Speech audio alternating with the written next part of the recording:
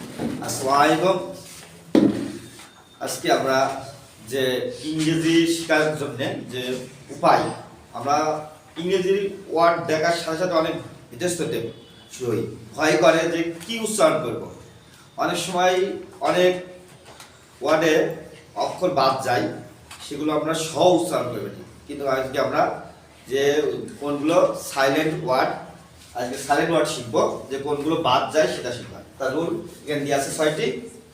প্রথমে 1 নম্বরে দিয়ে আছে শব্দের শুরুতে কে এন থাকলে তার উচ্চারণ হবে দৈন্তন্য। তাহলে কে এন থাকলে তার উচ্চারণ দৈন্তন্য হবে। এই ক্ষেত্রে কে অনুচ্চারিত থাকে, তার মানে কে এর উচ্চারণ হবে না। তাহলে আমাদের সবসময় খেয়াল রাখতে হবে কে এর পরে এন থাকলে দন্তন্য উচ্চারণ করব, আর কে এর উচ্চারণ করব না। সেই ক্ষেত্রে এখানে যেমন নাইট, নো, নলেজ এই ধরনের ওয়ার্ড আমরা শিখেছি। এবার 2 নম্বর রুল, এখানে আছে ডাব্লুর পরে এইচ আর থাকলে ডাব্লুর উচ্চারণ হয় না। তাহলে আমাদের সবসময় খেয়াল রাখতে হবে কি, যে ডাব্লুর পরে এইচ অথবা আর থাকলে ডাব্লুর উচ্চারণ হয় না। তাহলে এখানে কি করতে হবে, এখানে ডাব্লু এইচ ও আছে, তাহলে আমরা এখানে উচ্চারণ করছি হু, তার মানে ডাব্লুটা বাদ চলে যাচ্ছে, উচ্চারণ হচ্ছে না। তাহলে আমরা সবসময় খেয়াল রাখবো ডাব্লু পরে এইচ আর থাকলে ডাব্লুর উচ্চারণ করব না, ওইটা না করে তার উচ্চারণ করব আমরা।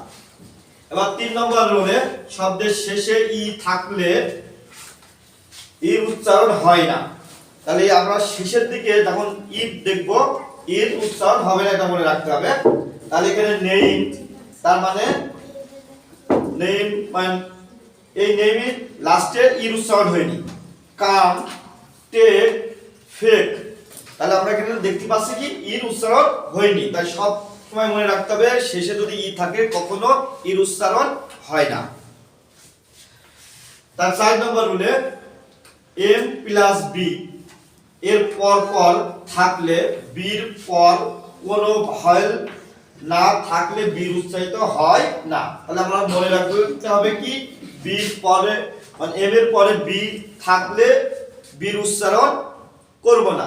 যেখানে উচ্চারণ কেমন আছে সি ও এম বি, তাহলে আমরা অনেক সময় কাম বলে ফেলতে পারি, কিন্তু কেন না, সেটা উচ্চারণ হয় কম, এটা বম, এইভাবে আমরা উচ্চারণ করবো, মানে বীর উচ্চারণ করা যাবে না।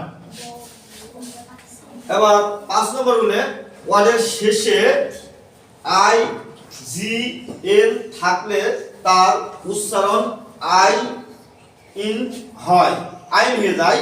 এই ক্ষেত্রে জির অনুচ্চারিত হয়ে থাকে।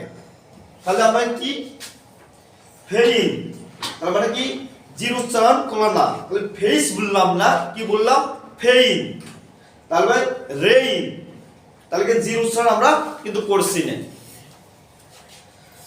এবার 6 নম্বরে কি আছে, এল এর প্লাস এম এর পর পর থাকলে এবং পরে ভাওয়েল না থাকলে এল অন উচ্চারিত থাকে।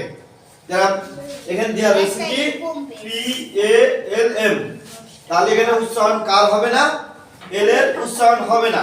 তাহলে এখানে কি বলবো আমরা পাম, তাহলে এম এর উচ্চারণ হচ্ছে, এল এর উচ্চারণ হচ্ছে না।